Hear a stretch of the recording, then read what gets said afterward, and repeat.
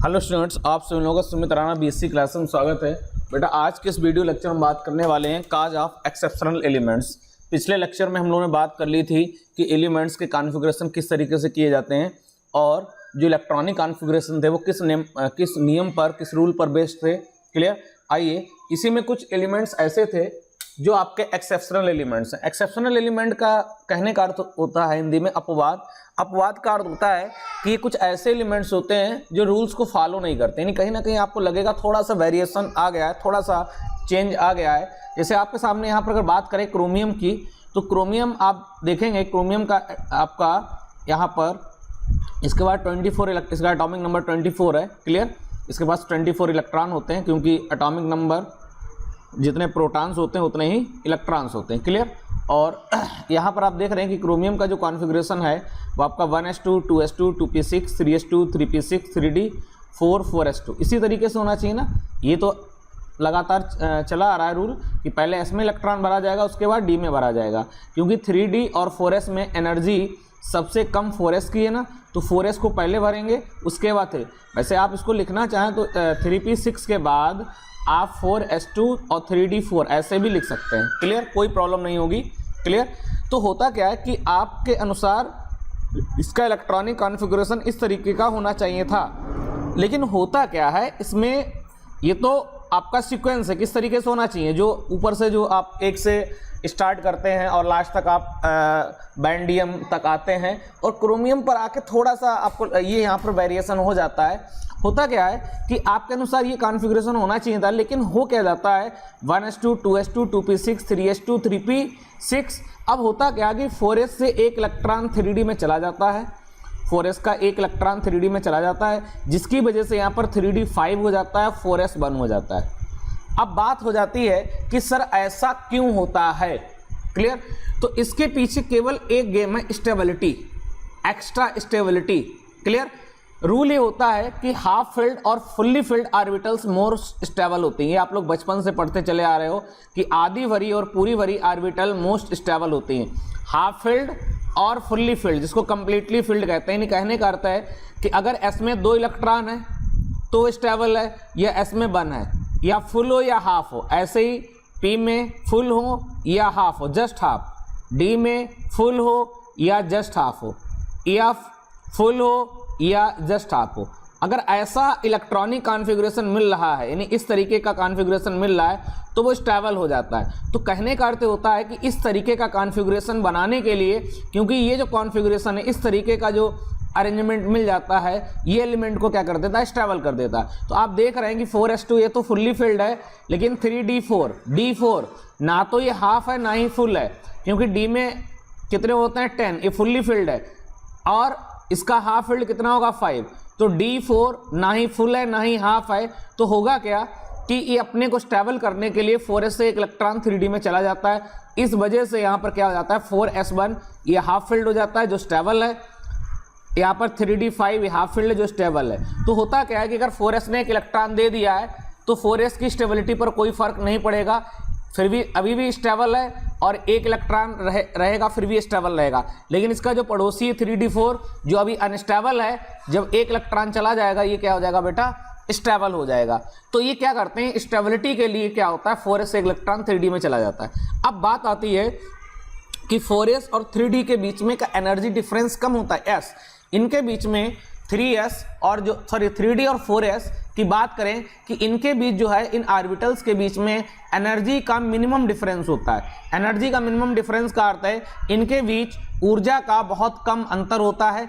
इस वजह से क्या होता है, एक इलेक्ट्रॉन 4s से 3d में जंप कर जाता है, जिसकी वजह से क्या हो जाता है, कॉन्फ़िगरेशन हाफ फिल्ड और फुल्ली फिल्ड हो जाता है। ये बहुत इंपॉर्टेंट है, बहुत ज़्यादा इंपॉर्टेंट है कि स्टेबिलिटी की वजह से, स्टेबिलिटी गेन करने के लिए क्या करते हैं, 4s से एक इलेक्ट्रॉन 3d में चला जाता है। और ये चीज़ तो आपने खूब बचपन पढ़ी होगी, half filled and fully filled orbitals are most stable. Clear.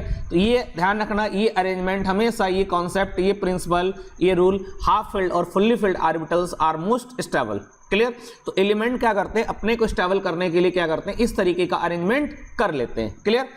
लिखा है कि ये जो कॉन्सेप्ट है हाफ फील्ड और फुल्ली फील्ड, इसको दो तरीके से एक्सप्लेन किया जा सकता है। ये कह सकते हैं इसके पीछे दो रीजन है, दो कारण है वो कारण क्या है कि एक तो है आपका सिमेट्रिकल डिस्ट्रीब्यूशन ऑफ इलेक्ट्रॉन और दूसरा है एक्सचेंज एनर्जी। बात को समझिए, हाफ फिल्ड और fully filled orbitals most stable होते हैं।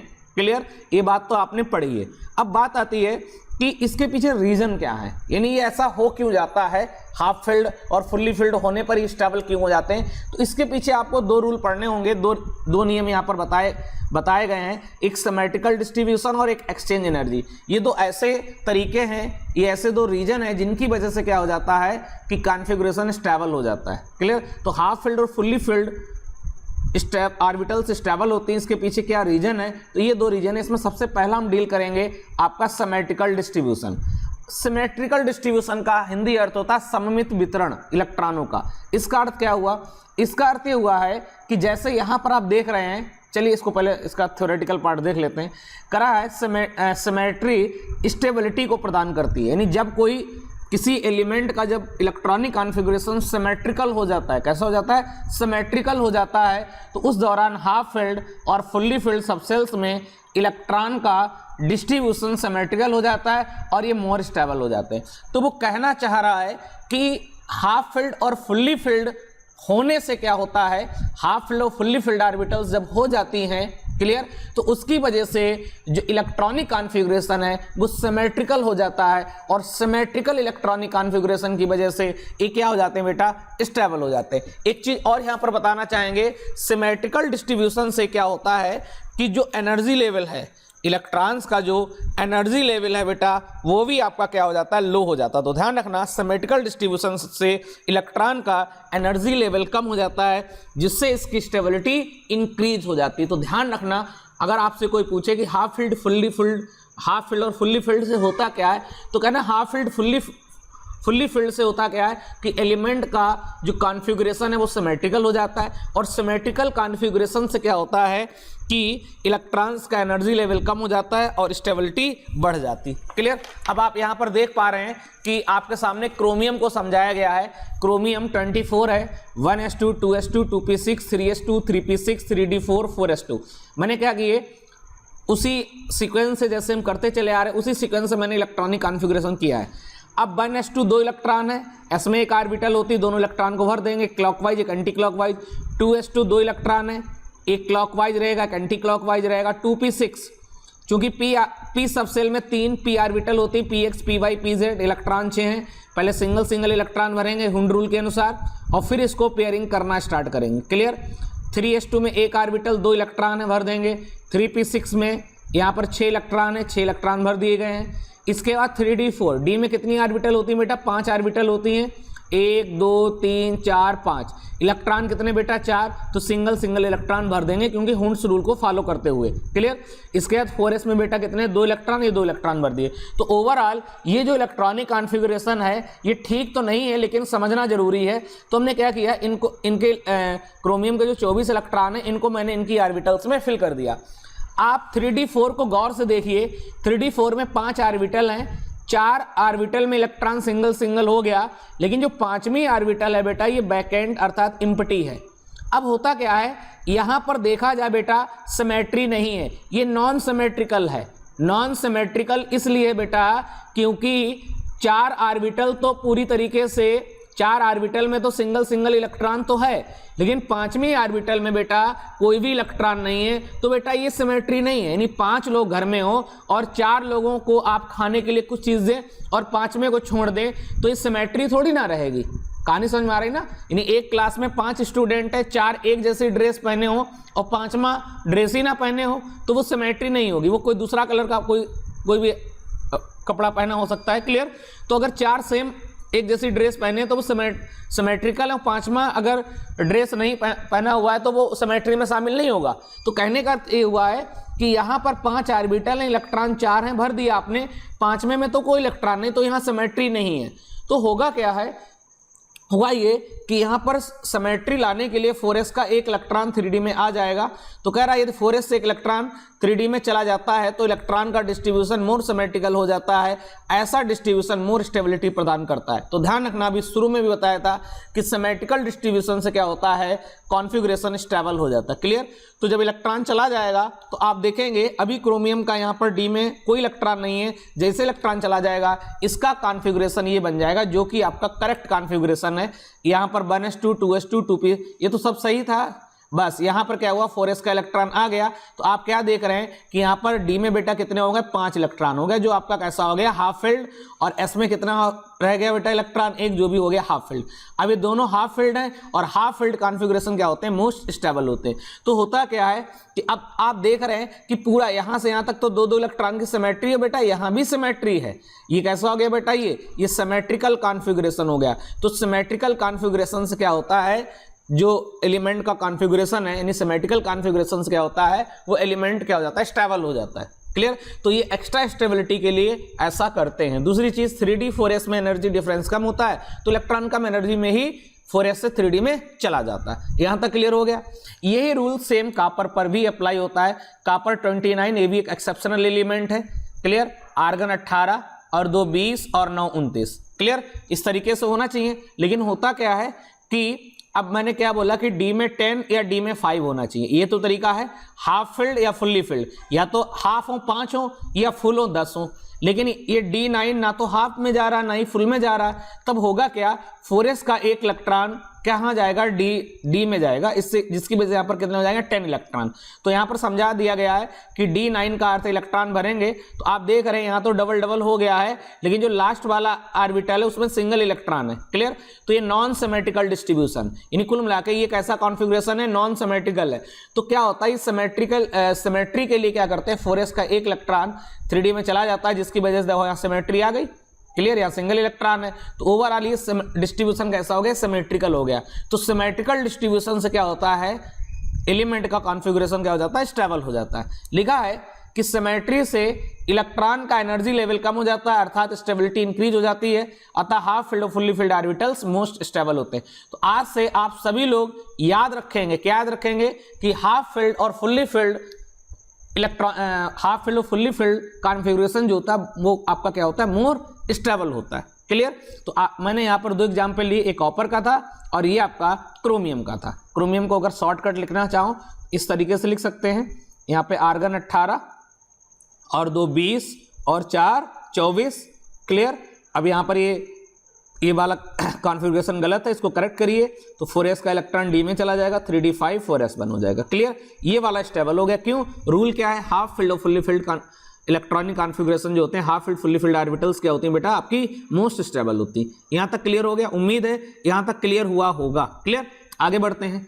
दूसरा जो रीजन है वो है आपका exchange energy. This is the most important, ये भी बहुत इंपॉर्टेंट टॉपिक है आपका, एक्सचेंज एनर्जी। यानी ये भी एक बहुत इंपॉर्टेंट रीजन है कि एक्सचेंज एनर्जी क्या होती है। एक्सचेंज एनर्जी का अर्थ होता है कि ऑर्बिटल्स, जैसे यहाँ पर ये आपकी ऑर्बिटल हैं और इनमें ये इलेक्ट्रॉन पड़े। एक्सचेंज का अर्थ है ये इलेक्ट्रॉन यहाँ चला जाए और ये इलेक्ट्रॉन यहाँ जाए, यानी इलेक्ट्रॉन ये वाला इसके घर चला जाए और ये वाला इसके घर आ जाए, तो ये एक्सचेंज कहलाता है। एक्सचेंज का अर्थ होता है, हिंदी में विनिमय कहते हैं, अदला बदली भी कह सकते हैं इसको। क्लियर। यहाँ पे देखिए कह रहा है कि एक सबसेल के D generate orbital, D generate का अर्थ होता है जिनका एनर्जी सेम होता है। अगर इन तीनों का एनर्जी सेम है तो इसको कहेंगे डी जनरेट ऑर्बिटल्स। तो कह रहा है एक सबसेल के डी जनरेट ऑर्बिटल्स में प्रेजेंट सेम स्पिन के 2 या 2 से अधिक इलेक्ट्रॉन। सेम स्पिन का अर्थ है जैसे ये मैंने तीनों इलेक्ट्रॉन यहाँ पर भरे हैं ना, तो इनका स्पिन कैसा है, क्लॉकवाइज है ना, तो ये सेम स्पिन है, सेम स्पिन है और एक ही ऑर्बिटल में, इसलिए इनको डी जनरेट ऑर्बिटल्स कहेंगे। क्यों डी जनरेट ऑर्बिटल्स कहेंगे, क्योंकि इन तीनों का एनर्जी सेम है। और सेम स्पिन किस लिए, क्योंकि तीनों का डायरेक्शन एक जैसा है। करा सेम स्पिन के 2 या 2 से अधिक इलेक्ट्रॉन अपना स्थान एक्सचेंज करने की टेंडेंसी रखते हैं, यानी अपना स्थान बदलने का अर्थ है कि ये px, ये py और ये pz। क्लियर। तो ये px यहाँ भी आ सकता है py के साथ, py यहाँ आ सकता है, ऐसे px pz के पास भी आ सकता है, pz की ऑर्बिटल में pz का इलेक्ट्रॉन आपका px में भी आ सकता है। इसको एक्सचेंज बोलते हैं। तो कह रहा है कि अपना स्थान एक्सचेंज करने की टेंडेंसी रखते हैं। क्लियर। इस एक्सचेंज से जो एनर्जी निकलती है, यानी जब ये एक ऑर्बिटल से दूसरी ऑर्बिटल में जाएगा तो उस दौरान क्या करेगा, एक एनर्जी को रिलीज करेगा, एक एनर्जी को उत्सर्जित करेगा। इसी एनर्जी को कहते हैं एक्सचेंज एनर्जी। तो एक बात हमारे समझ में आ गई है कि जब एक ऑर्बिटल का इलेक्ट्रॉन दूसरी ऑर्बिटल में जाएगा, क्लियर, तो उस दौरान क्या करेगा, एक एनर्जी छोड़ता है, उस एनर्जी को कहते हैं एक्सचेंज एनर्जी। देखिए अगर आप एक्सचेंज एनर्जी को पढ़ रहे हैं तो आपको मालूम होना चाहिए एक्सचेंज एनर्जी होती क्या है। तो जब एक ऑर्बिटल से इलेक्ट्रॉन दूसरी ऑर्बिटल में जाता है, दूसरी ऑर्बिटल का इलेक्ट्रॉन पहली ऑर्बिटल में आता है, तो उस दौरान इलेक्ट्रॉन क्या करते हैं, एनर्जी को रिलीज करते हैं, एनर्जी को त्यागते हैं, छोड़ते हैं। इस एनर्जी को कहते हैं एक्सचेंज एनर्जी। ये बात क्लियर हो गई, आगे पढ़ते हैं। करा जब सबसेल फुल्ली फिल्ड या हाफ फिल्ड होते हैं, जब पूरे भरे या आधे भरे होते हैं तो नंबर ऑफ एक्सचेंज मैक्सिमम होते हैं। ध्यान रखना, जब सबसेल्स हाफ फिल्ड या फुल्ली फिल्ड होते हैं उस दौरान इनमें नंबर ऑफ एक्सचेंज ज़्यादा होते हैं, और जितने ज़्यादा नंबर ऑफ एक्सचेंज होंगे, कारण नंबर ऑफ एक्सचेंज क्या होते हैं, मैक्सिमम होते हैं। ऐसे में एक्सचेंज एनर्जी भी मैक्सिमम होती है। ध्यान रखना, ऐसे में एक्सचेंज एनर्जी भी क्या होगी, ज़्यादा होगी, और स्टेबिलिटी भी मैक्सिमम होती है। तो ध्यान रखना कि अगर नंबर ऑफ एक्सचेंज ज़्यादा है, कैसे नंबर ऑफ एक्सचेंज ज़्यादा होंगे वो भी अभी हम लोग एग्जाम्पल से देख लेंगे। तो नंबर ऑफ एक्सचेंज अगर ज़्यादा है तो एक्सचेंज एनर्जी ज़्यादा होगी और स्टेबिलिटी भी क्या होगी, ज़्यादा होगी। ये भी बहुत इंपॉर्टेंट है कि अगर नंबर ऑफ एक्सचेंज ज़्यादा हैं तो एक्सचेंज एनर्जी ज़्यादा होगी, और एक्सचेंज एनर्जी ज़्यादा होने पर बेटा क्या होगा, आपकी स्टेबिलिटी भी मैक्सिमम होगी। अब देखिए लास्ट आपके ये बचे हुए हैं, यहाँ पर आपके दो कॉन्फ़िगरेशन हम लेंगे, एक D4 लेंगे और एक D5 लेंगे, और इन दोनों में हम चेक करेंगे कि किसमें नंबर ऑफ एक्सचेंज ज़्यादा है, किसमें नंबर ऑफ एक्सचेंज ज़्यादा है। क्लियर, अब जरा समझने का प्रयास करिए। यहाँ पर हमने एक D4 सिस्टम लिया है। D4 सिस्टम का अर्थ है यहाँ पर D सबसेल जो है इसमें 4 इलेक्ट्रॉन है, ऑर्बिटल तो 5 होते हैं D सबसेल में, और ये 5 ऑर्बिटल है। मैं D4 का समझा रहा हूँ, D4 कॉन्फ़िगरेशन का। तो D में 5 ऑर्बिटल होती हैं, क्लियर, ये 5 ऑर्बिटल हैं, लेकिन इन पांचों ऑर्बिटल में 4 ऑर्बिटल ऐसे हैं जिनमें आपका सिंगल सिंगल इलेक्ट्रॉन है, और 5वां जो है ऑर्बिटल वो आपका बिल्कुल पूरी तरीके से खाली, वहां पर कोई इलेक्ट्रॉन नहीं है, क्योंकि इलेक्ट्रॉन जमा में 4 है। क्लियर, यहां तक क्लियर हो गया। अब हम क्या करेंगे, इनको एक्सचेंज देखेंगे। जैसे मैंने क्या किया, यहाँ पर 3 केसेस लिए, पहले, दूसरे, तीसरे, ये 3 केस लिए हैं। तो पहले केस में देखते हैं इलेक्ट्रॉन पहले के लिए। जैसे पहला इलेक्ट्रॉन है तो पहला इलेक्ट्रॉन यहाँ भी जा सकता है, क्लियर, दूसरी ऑर्बिटल में। पहला इलेक्ट्रॉन तीसरी ऑर्बिटल में भी जा सकता है, और पहला इलेक्ट्रॉन चौथी ऑर्बिटल में भी जा सकता है। तो जो पहला इलेक्ट्रॉन है वो कितनी ऑर्बिटल यानी कितने घरों में जा सकता है, दूसरे, तीसरे, चौथे। तो अगर पहला इलेक्ट्रॉन देखा जाए तो पहला इलेक्ट्रॉन 3 घरों में जा सकता है, और 3 घर के जो इलेक्ट्रॉन है वो पहले इलेक्ट्रॉन के घर आ सकते हैं। तो यहाँ पर कितने एक्सचेंज होंगे, कितने विनिमय होंगे, तो यहाँ पर जो एक्सचेंज होंगे वो कितने होंगे बेटा, 3 एक्सचेंज होंगे। पहला इलेक्ट्रॉन 3 ऑर्बिटल में जा सकता है, तो 3 एक्सचेंज है। ये किसके द्वारा है, पहले इलेक्ट्रॉन के द्वारा। कहानी समझ में आ गई। तो पहले केस में बेटा कितने एक्सचेंज निकल के आ गए, 3 एक्सचेंज निकल के आ गए। दोबारा फिर समझो, पहला इलेक्ट्रॉन यहाँ भी जा सकता है, 1, 2 और 3 एक्सचेंज हो गए। तो 3 एक्सचेंज फॉर 1 इलेक्ट्रॉन। क्लियर, यहाँ पर 3 एक्सचेंज किसके द्वारा है बेटा, पहले इलेक्ट्रॉन द्वारा। अब बढ़ते हैं दूसरे केस में। दूसरे केस में हमने दूसरा इलेक्ट्रॉन ले लिया। दूसरा जो इलेक्ट्रॉन है ये आपका, अब देखिए पहला इलेक्ट्रॉन हो गया ना, अब दूसरा इलेक्ट्रॉन तीसरे के घर में जा सकता है, दूसरा इलेक्ट्रॉन चौथे के घर में जा सकता है। तो दूसरे इलेक्ट्रॉन के लिए एक्सचेंज बेटा कितने आपको मिलने हैं, 2। तो लिखेंगे 2 एक्सचेंज फॉर इलेक्ट्रॉन 2। तो जो दूसरा इलेक्ट्रॉन है इसके साथ कितने एक्सचेंज आपको मिलने वाले हैं बेटा, 2 एक्सचेंज मिलने वाले हैं। क्लियर, इसके बाद अब हम बढ़ते हैं तीसरे इलेक्ट्रॉन की तरफ। तीसरा जो केस है, तीसरा इलेक्ट्रॉन केवल एक ही एक्सचेंज कर सकता है, वो आपके चौथे ऑर्बिटल के साथ। तो तीसरा जो इलेक्ट्रॉन है बेटा इसके पास एक्सचेंज कितने होंगे बेटा, 1। तो 1 एक्सचेंज फॉर 3 इलेक्ट्रॉन। तो ओवरऑल अगर हम यहाँ पर काउंट करें तो टोटल एक्सचेंज कितने मिलने वाले हैं, टोटल एक्सचेंज मिलेंगे 3 + 2 + 1, 3, 2, 5 और 1, 6। तो कहानी हमारे समझ में आ गई कि D4 में नंबर ऑफ एक्सचेंज कितने मिलेंगे, 6 मिलेंगे। क्लियर, ये बात क्लियर हो गई। चलिए अब बढ़ते हैं D5 की तरफ। D5 के पास आए तो D में 5 ऑर्बिटल हैं, 5 ऑर्बिटल में सिंगल सिंगल इलेक्ट्रॉन भर देंगे, क्योंकि D में 5 इलेक्ट्रॉन है जो कि हाफ फिल्ड है। क्लियर, अब देखते हैं वही केस पहला, 5 इलेक्ट्रॉन है तो पहले इलेक्ट्रॉन को पकड़ेंगे और देखेंगे ये कितने एक्सचेंज कर सकता है, तो दूसरे में जा सकता है, ये तीसरे में जा सकता है, ये चौथे में जा सकता है और ये 5वें में जा सकता है। तो टोटल एक्सचेंज बेटा कितने हो सकते हैं पहले के द्वारा? 4, 1 2 3 4, तो 4 एक्सचेंज, 4 एक्सचेंज हो सकते हैं। 4 बार ये क्या कर सकता है, 4 घरों से, 4 घरों में इसका आना जाना है, 4 एक्सचेंज है किसके? पहले इलेक्ट्रॉन के। तो पहले इलेक्ट्रॉन के एक्सचेंज कितने मिलने वाले हैं? 4। इसके बाद अब दूसरे इलेक्ट्रॉन को टटोलेंगे तो दूसरा इलेक्ट्रॉन कहाँ जा सकता है? तीसरे के यहाँ, चौथे के घर पे और 5वें के। तो दूसरे के पास कितने एक्सचेंज है बेटा? 3 एक्सचेंज है। किसके पास? दूसरे इलेक्ट्रॉन के पास। क्लियर? इसके बाद अब उठाएंगे तीसरा इलेक्ट्रॉन, तीसरे इलेक्ट्रॉन के पास कितने एक्सचेंज हैं? चौथे के पास और 5वें के पास। तो इसके पास 2 एक्सचेंज है। 2 एक्सचेंज किसके पास? तीसरे इलेक्ट्रॉन के पास। क्लियर? अब लास्ट आपका चौथा, चौथे के पास केवल 1 एक्सचेंज। क्लियर? 5वें के पास तो है ही नहीं, 5वें के पास तो है नहीं, क्योंकि 5वां तो कहाँ है, 5वां तो काउंट हो गया ना। तो ये ध्यान रखना, ये चौथे के पास कितने एक्सचेंज हो जाएंगे? 1। तो 1 एक्सचेंज फॉर 4 इलेक्ट्रॉन। क्लियर? तो ओवरऑल आपने यहाँ पर एक्सचेंज देख लिए, काउंट करेंगे 4 + 3 + 2 + 1, तो टोटल एक्सचेंज कितने हो गए बेटा? 10। कहानी समझ में आई? तो पिछली स्लाइड में कितने हैं? D4 में एक्सचेंज है बेटा 6 थे। क्लियर? और यहाँ पर नंबर ऑफ एक्सचेंज कितने बेटा? 10 हैं। अभी कहानी क्या बात बोली गई थी? कहानी बोली गई थी यहाँ पे कि नंबर ऑफ एक्सचेंज जितने ज़्यादा होंगे सिस्टम उतना ज़्यादा स्टेबल होगा। ध्यान रखना। तो एक कहानी समझ में आई कि D4 में एक्सचेंज है 6, D5 में एक्सचेंज है 10, और रिलेशन क्या है कि अगर स्टेबिलिटी को एक्सचेंज के हिसाब से देखना है तो स्टेबिलिटी डायरेक्टली प्रोपोर्शनल होती है यहाँ पर नंबर ऑफ एक्सचेंजेस। जितने ज़्यादा नंबर ऑफ एक्सचेंजेस होंगे स्टेबिलिटी उतनी ज़्यादा होगी। तो D5 में सबसे ज़्यादा एक्सचेंजेज होते हैं, इसलिए D5 ज़्यादा स्टेबल है। तो लिखा है अतः D5 D4 से मोर स्टेबल होता है। यही कारण है कि हाफ फील्ड की एक्सचेंज एनर्जी मैक्सिमम होती है, इसीलिए ये मोर स्टेबल होता है। क्लियर? तो ये मैंने 2 रीजन आपको समझाए।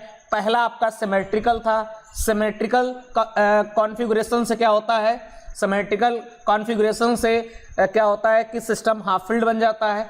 क्लियर? उसके बाद सिमेट्रिकल से क्या होता है? इलेक्ट्रॉन का एनर्जी लेवल कम हो जाता है, जिससे वो स्टेबल की फॉर्म में स्टेबिलिटी की ओर बढ़ जाता है, स्टेबल हो जाता है सिस्टम। दूसरी मैंने एक्सचेंज एनर्जी में बात की थी। एक्सचेंज एनर्जी में जितने ज़्यादा नंबर ऑफ एक्सचेंज होंगे स्टेबिलिटी उतनी ज़्यादा होगी, उतनी ज़्यादा एक्सचेंज एनर्जी बढ़ेगी, उतना ज़्यादा स्टेबिलिटी बढ़ेगी। क्लियर? तो ये 2 रीजन थे। उम्मीद है बहुत अच्छे से समझ में आए होंगे। क्लियर? अब मिलेंगे हम अपने नेक्स्ट वीडियो लेक्चर।